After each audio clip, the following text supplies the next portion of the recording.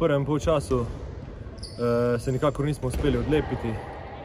Prišli smo že do 4 zadetkov prednosti, na to pa nam nikakor se ni uspelo še bolj odlepiti, na to pa v polčasu 2 gola prednosti. Drugi polčas je bil dosti boljši. Od 40 minute naprej smo prevzeli vajeti v svoje roke, odigrali tako, kot smo se dogovorili, se bodrili in pa pripeljali tekmo mirno do konca. In čestitke fantom za drugi polčas.